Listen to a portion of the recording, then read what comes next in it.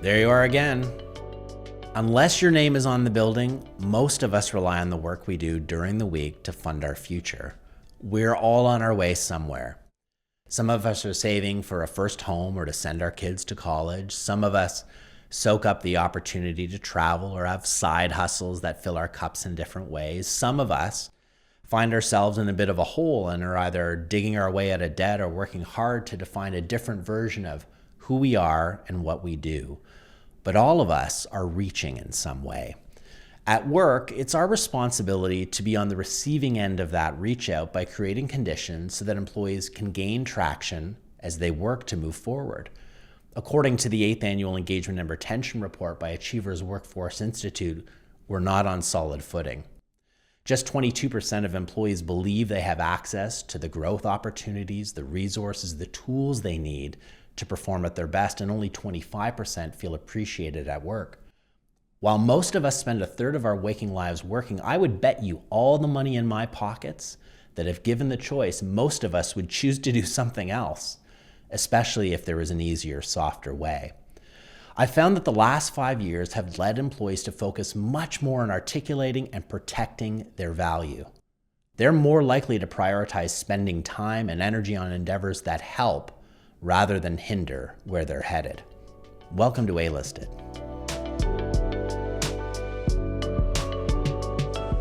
Welcome to another episode of A-Listed, and I'm so delighted to welcome Athar Naseer, Director of Talent Development and Culture at Veritiv, for a conversation about helping people write their story and the role that appreciation plays. Welcome to the show.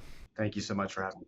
Arthur, could you start a little bit about what Veritiv does and a little bit about your role? Absolutely. Veritiv is a business-to-business design-to-delivery provider. At our best, we help customers get to what matters most. We really lead in with one package, one delivery, one solution at a time. That's kind of central to our brand and our identity. And we're guided with our Veritiv code values, and we'll get into some of that. I just want to mention that up front. It's very, very important to our culture. Those values are cultivate innovation, own it, deliver and delight, and embrace the green. And these are really practical guideposts for the decisions and the behaviors that we want our leaders and our employees and our organization as a whole to embody. So my role is as Director of Talent Development and Culture. My main focus is on how we build capability, how we grow our leaders, and how we intentionally shape the employee experience as a result of all of those things. And so all of the systems that go in to reinforce our culture are some of the things that I get to have fun with and have a hand in as we look to our people and the work that we do. Amazing, and such an interesting remit, particularly in the environment that we're operating in at the moment. I imagine that's bringing some unique challenges. But could we start with a little bit about what does appreciation look like at Veritiv? We try to make appreciation specific, value-based, and timely. I just alluded to or talked about our values earlier, right? Those code values. We want to go beyond just the vague, good jobs or the attaboys, and make it a clear sign and signal of the behavior that we want repeated. And at the end of the day, culture is really it's the behaviors that we want and see repeated within an organization or anywhere.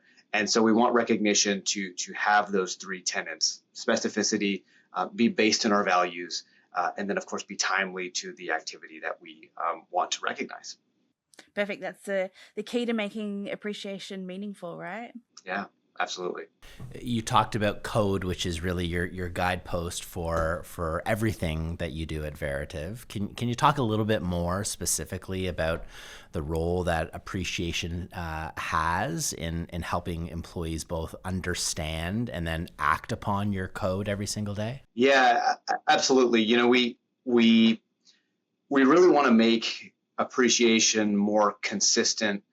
We want it to be scalable. We do that through our program, which is Bravo.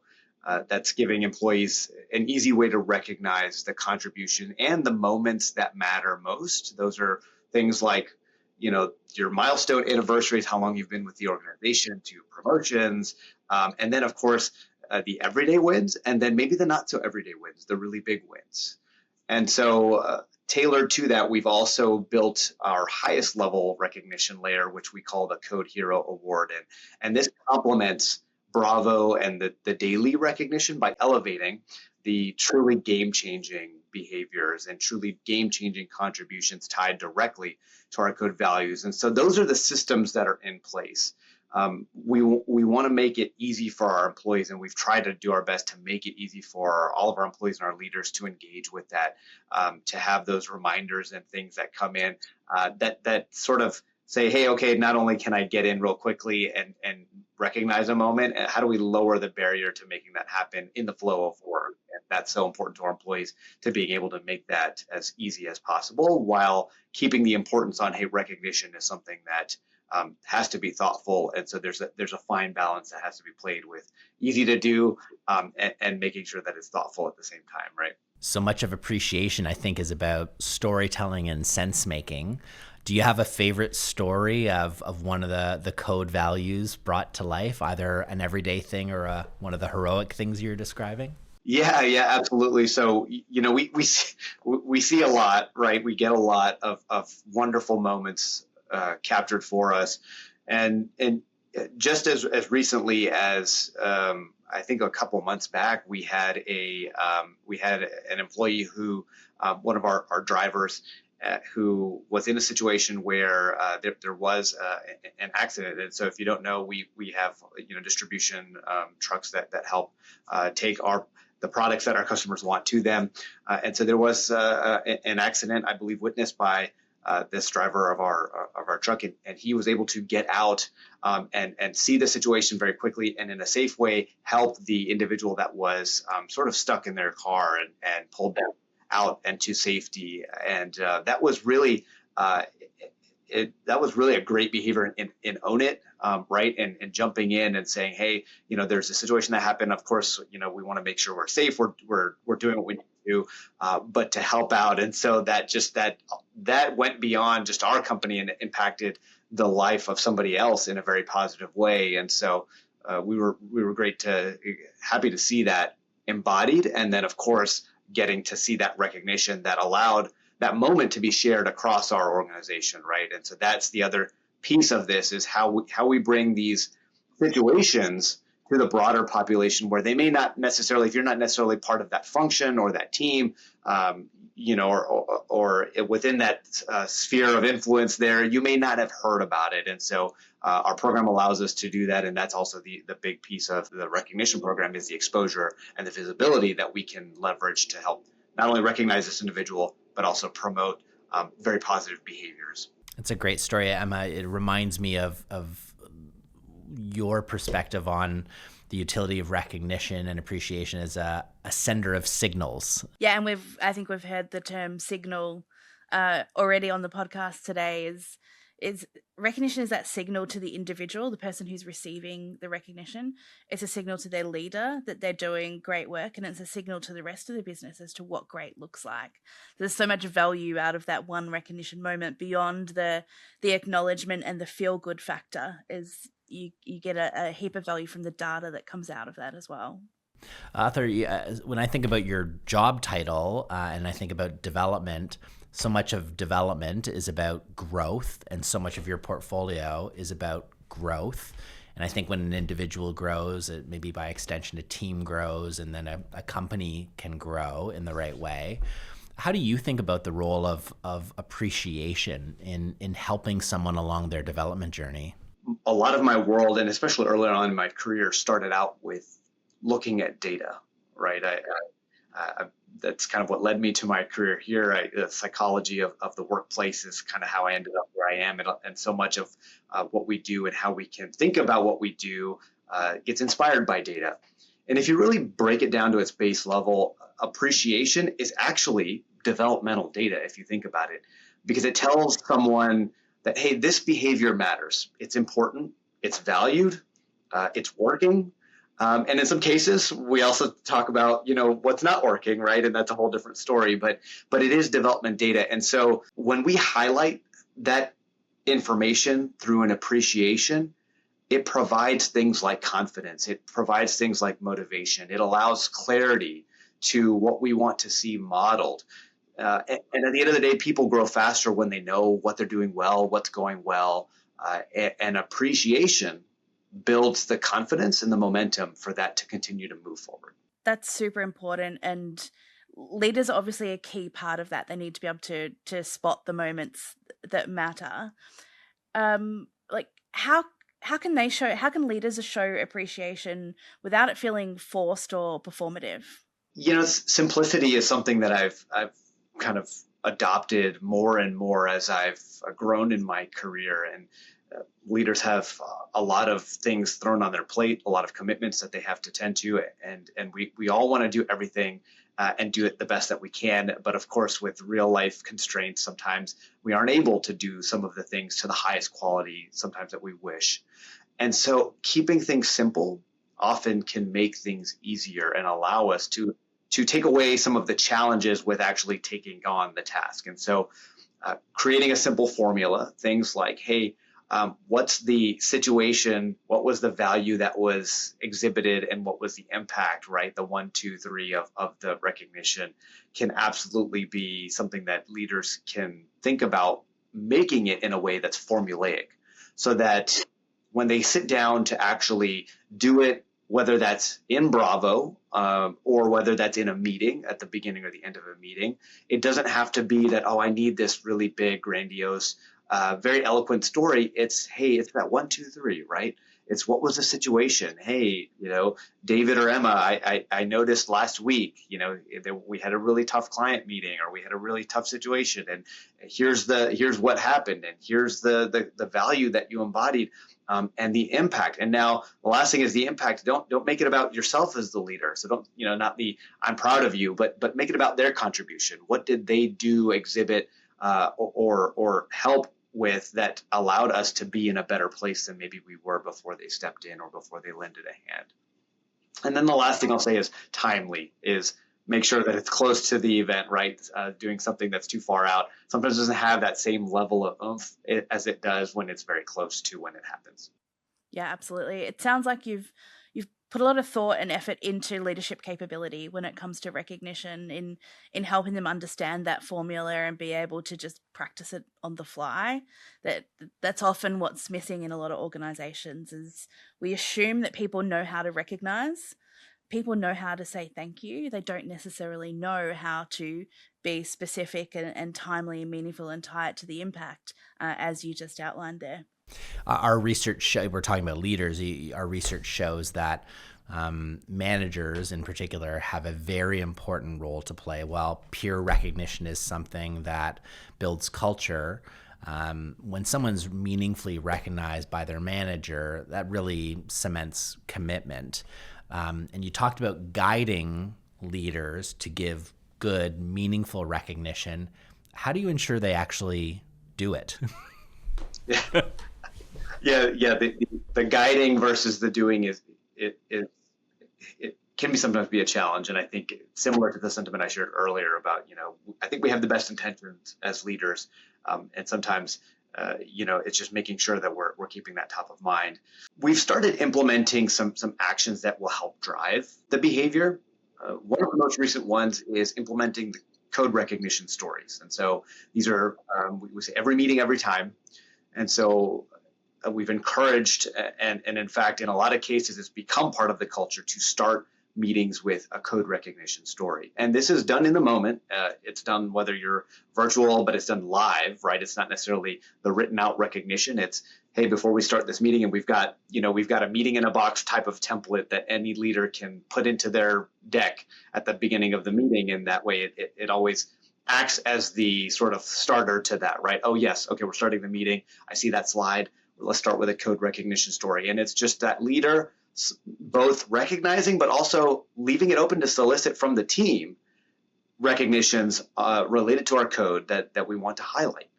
And so that in and of itself has helped us recognize people in the moment in a way that's repeatable and has become habitual in a very positive way.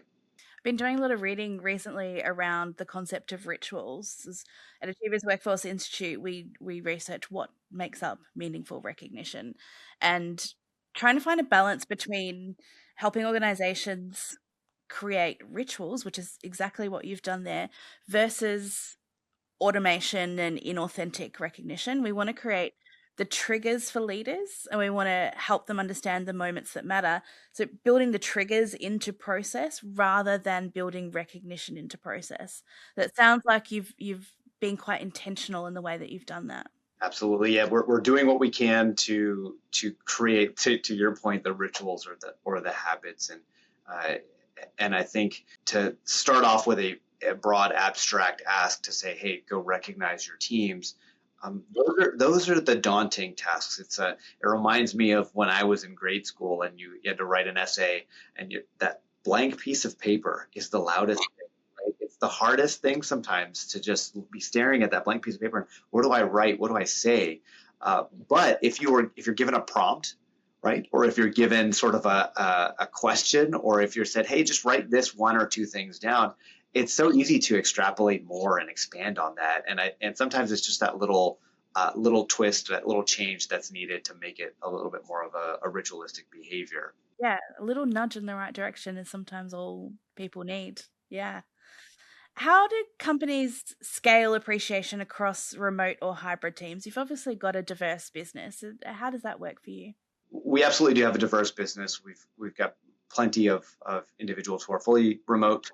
Our corporate offices also have a hybrid culture, and so it's important, to your point and to the question, that we kind of take everybody along. And so we want to think about, and we've done our best to think about, how do we scale the system versus just the sentiment, right? Not just scaling that sentiment. And so what that means is, of course, leveraging a consistent platform for visibility. Of course, Bravo is that, through Achievers, Bravo is that platform for us.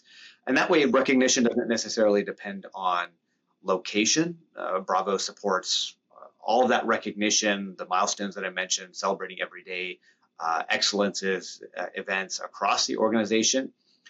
Keeping it personal is so important, and we can do that through Bravo. But then also with remote work, as you're on team meetings, again, with the code recognition, sort of every meeting, every time is the other way that we do that.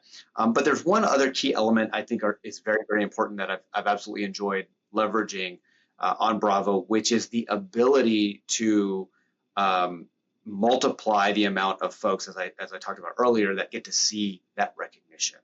And so as simple as tagging, and we encourage employees all the time, hey, don't just leave it to the employee the employer colleague that you're wanting to recognize. Tag their boss, tag their boss, tag the peers, right? Because they'll get notifications, and it's so easy now to force multiply the amount of exposure and visibility that you can put on that recognition. And it's so meaningful to all of us when we see that others have gotten visibility and come in and boost or add comments to the recognition, regardless of where we sit in the organization. And so at that point, location may not feel like it's that much of a bear because people have seen the recognition and the visibility. And now I could be in a completely different location, but the work that I'm being recognized for is being seen in a broader space, which is great for me. It's great for the organization's culture. Some of our platform research into the billions of data points that we have on our platform has revealed that 40% of recognitions that are shared with the manager or a colleague or someone you really believe needs to see it result in a next step action, whether it's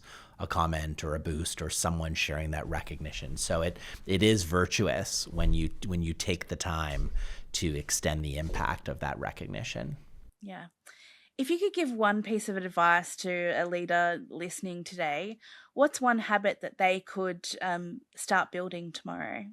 Every day, maybe think about what's the one 30-second message that I could put out there.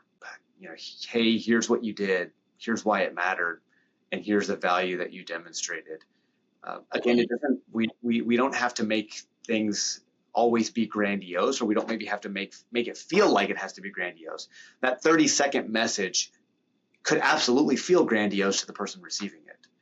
But how do you just kind of make that a little bit of a habit? And it's like, hey, what's that beginning of the day thing or the end of the day thing? Hey, right before I start getting lost in my inbox as a leader, maybe I take my 30 seconds, reflect on the day before, and write one of those out. Or at the end of the day, hey, let me reflect on the day before I leave out of the office or log off for the day if I'm at home or somewhere virtual, and write that 30-second message.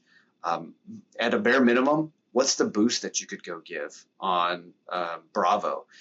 Those are so impactful. If I'm in the organization and an executive gives me a boost and I am many layers, removed or different from where that executive sits, that's impactful for me because somebody now has seen that otherwise wouldn't have seen it. And so even that, and that takes less than 30 seconds. That's a 1 second thing. Hey, I read this. Wow, that's meaningful. Let me give that a boost. Let me add a little bit of a comment. Very, very quick, but it's so meaningful. I think we're maybe living in an era where celebrating human contribution has never mattered more. An individual feeling that they matters. How do you communicate the importance of a culture of appreciation to your CEO or to a CEO? What are one or two or three things that you would recommend as foundational to build a culture of appreciation? We first have to define or think about what does good look like. We've centered around our code values. That's what good looks like for us. That's who we want to be.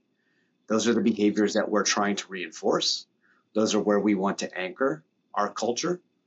And then the next piece of it, I think as a step 2, right, it would be make it easy and make it expected. What's the simple mechanism, whether that be a platform, a process, a formula? How do you set the leadership expectations as a Veritiv leader? The expectation is that we want you to operate in XYZ manner as it comes to recognition. We want you to be timely with it. We want it to be part of your regular routine. We want there to be quality behind it. And how do we spotlight that to provide exposure? And so the last piece I would add to that is, of course, modeling the behavior and then measure it. As we, as leaders, go out into the world to do things, or even as employees who may not have direct reports, modeling the behavior is so important to sustaining the culture, right? It's one thing to tell, it's one thing to provide the tools, but if we're not modeling it, then it's kind of like the parent-child situation where do as I say, not as I do kind of thing. It doesn't necessarily work. And so how do we track that? And so we've done work around making sure that from a visibility perspective, we have an idea of where are our gaps? Where do we need to work a little bit? Having data at your fingertips, not in a punitive way, but to say, hey, we've got opportunity here, right? We need to take a pause and say that these moments matter to our employees, and maybe they're not feeling that right now. And so how do we work on making sure that gets done? And then I would say just the bonus tip that I might add is think about the levels of differentiation. Create that elevated tier for what that highest impact work look like or are. We created the Code Hero Award for specifically that reason. It complements our code. And at the same time, it truly shows those groundbreaking, game-changing moments or behaviors, still aligned to our Veritiv code, but it provides that next level to the organization, and that's meaningful, not just driving the behaviors, but for our employees to get to see, hey, all the recognitions are important, but wow, these ones are truly game-changing, and it provides that nth degree level of visibility. And again, visibility is just so important, as I've said already so many times. I can't say it enough. Visibility is just so important for us to feel that work is being recognized and that those behaviors are being recognized. That's great. That's 3 pieces of gold and 1 freebie if you're keeping score. So our last question is a hard-hitting question. And first of all, can you confirm that you're sitting down? Because it's... Yeah, I am sitting down, yeah. You are sitting down. Okay, get ready. Okay, I'm ready. What's the most meaningful appreciation moment of your career? I can think of one. Mm-hmm. And before I start off on the story, I'll have to say the thing that made it the most meaningful to me was that it was so unexpected. That was so important to me because I reflected on it afterwards. I was like, wow, this was a big deal. We have a leadership development program And so I was with my cohort of peers and others in the organization, and we went, and it's this week long. You're sitting in sessions throughout the day, and you're learning things, you're interacting, you've got group projects, you've got all kinds of things. You're fully immersed. I had a great time. I got closer to my colleagues, my cohort. And at the end of it, I didn't realize that they were going to do this. They did one of those superlatives, sort of, hey, let's reflect on the week and we'll give out the superlatives. And they range from all kinds of stuff, from the most funny to the others. And so as I'm going through this, unexpected to me, I had no idea that I was going to be selected or even nominated for one of them, and it was for this superlative called the Peer Leader Award. And of course, we all voted, and I had no idea that someone had said, "Hey, I think we need this extra superlative, and I have somebody that I would nominate." And a lot of people agreed, and my cohort supported that, and of course, I got this award. And what this award was about was just the one person who was there and available to just be that helpful individual to coach, support, and to have their colleagues lean on during those challenging times during the week, but then also beyond that within our work. And the reason that, again, it was so important and impactful for me, because it was so unexpected, but it also hit on something that I felt is very important and central to my own brand, which is to be that person, to be in that helpful place from a career perspective and from a professional perspective. And so that overlap there to say, hey, Athar, we recognize this in you, and it's so appreciated.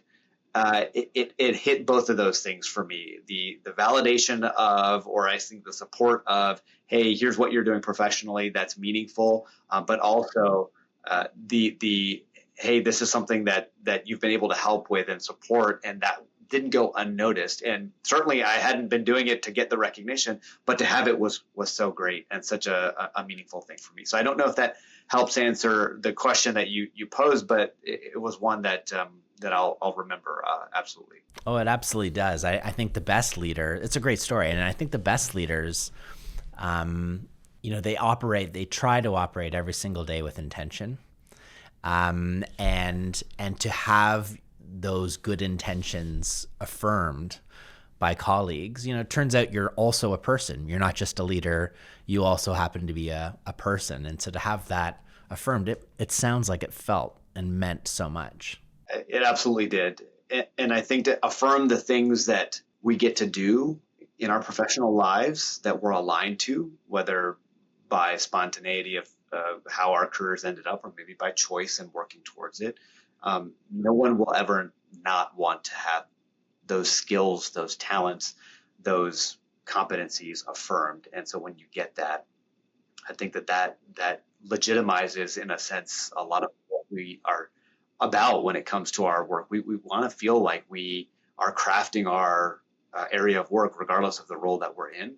I can't impart that enough, that when you recognize somebody, it's sometimes and oftentimes beyond what the words you write or say to the person. And often, unless you sit and ask, you may not necessarily get the full story of how impactful that is for somebody. So don't think that it's a little thing to go out and recognize somebody or say those kind words, because you may be doing a lot more than maybe you think you're doing that really helps that person out. That's so great. Emma, before we close, any hardball questions or math-related questions for Athar? Oh, no. Math? No. We said in the briefing there would be no math. Yeah, I love my calculator at home, but I can always use AI. I guess that's always the answer now, right? That's right. Yeah, I'll ask another really hard question, because I'm curious about, as someone who's so passionate about culture, is there a book you would recommend or a podcast you'd recommend to learn more about culture and human beings and how we operate? I don't know if there's one specific to culture that I can think of off the top of my head. I would say it's more publications for me. I read a lot of HBR, but there's just so many things that are happening in terms of current events around, the sentiment of employees. And so I've kind of started to take this pragmatic approach, right? I like books that are related to culture and things that help me understand kind of the theory and maybe those best practices. but I started to feel more and more inclined to understand what's the sentiment? What are people feeling? The world is now a smaller place, and what happens in one area can kind of make an impact in another area. Same when it comes to work cultures, engagement, how employees are feeling. And so if you have your ear to the ground as it relates to that, the solution often can become pretty clear, because we all have a sense, I think, a compass direction of what good feels like, right? You can articulate it in so many different ways. You can, attribute different things to it, but we all know what it feels like. And so when you see what's not going well, or hear about some of the sentiment that might be bubbling up that maybe isn't as great, then what feels like is what you can work towards. And we're constantly at Veritiv doing what we can to improve that experience and that culture and make it better and better. But I would say just keeping your ear to the ground is something that I've been really taking upon myself to try to do, and understand how that might inform where we want to take our culture, and how we want to go forward. I love that things are changing around us so quickly, that the ability to understand what other organizations are doing, especially as we're navigating things for the first time, or at a level that we haven't experienced before. I like that, the keeping up with the current things. Well, this felt great for us. So thank you so much, Athar, for joining us on A-Listed. Thank you so much for having me. I had a great time, and looking forward to all the great things that we all continue to do in our own roles, and recognizing each other for good work and good culture. What a great conversation with Athar from Veritiv. There were a couple of things that jumped out for me in our conversation today. One of them was the idea that recognition data is development data. Wonder what you thought about that. He is 100% correct. It's that signal that you're on the right track, that what you're doing matters, that you're doing the right thing. It can be a signal that you're doing the wrong thing. Like if I'm being recognized for something that doesn't align with what the organization thinks is a priority, that's a prompt for a conversation. And it's data for the leader and the rest of the organization that is unbiased. It's coming from 360 degrees. It's not coming from just the manager's perspective, and it's coming throughout the year. So it's a really great indicator of data that's coming from multiple sources, that is coming throughout the year, rather than just the things you think of the week before a performance review. It's such a great tool for conversations throughout the year to point people in the right direction. I think you're so right. And I think his story and the Veritiv story is that when you have a code and when you're intentional, you have the opportunity to enjoy the ripple effect that you and I know is possible through frequent and meaningful recognition. But I thought theirs was just a great example of how you do it. Absolutely.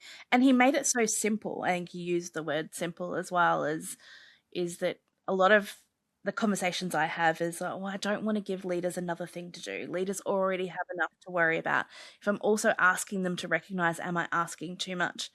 And he broke it down. It's 30 seconds. It's stopping at the end of each day and going, what did I see that was great today? And taking 30 seconds to tell that person what they did that was great and the impact that it has. And I know you talk about that one recognition per employee per month being a bar that people should trip over, as is taking 30 seconds at the end of the day to reflect on the great work that you saw, because you almost can't underestimate the impact that could have on somebody. You're exactly right. What stood out for you? I think it's that daily habit piece. A lot of people will talk about taking Fridays. I think Fridays is the most popular day to recognize in a lot of our programs that we run, because people get to the end of the week and they reflect. But I really like that idea of reflecting daily and making it part of that ritual at the end of the day, is thinking about, what did I do? What impact did I have? What impact did I see from the people around me? Tell them about it, and then I'll think about what I need to do tomorrow. That's a really great ritual to get into. I think you're so right. And if I reflect on any day that felt like a good day, invariably there was someone there or a group of people there helping it make that way. So yeah, I think I also love you talking about rituals. I think that's really, really important. So that's a a thread to pull on in the weeks ahead. Perhaps another podcast on that one. I don't know. I don't know if we have any more ideas. It's possible this is it. Well, I want to thank everyone for listening to another episode of A-Listed. This is the show where every 2 weeks, Emma Harvie and I explore the science and the stories of appreciation at work. Thank you for joining us, and you can follow us or subscribe anywhere you watch or listen to podcasts.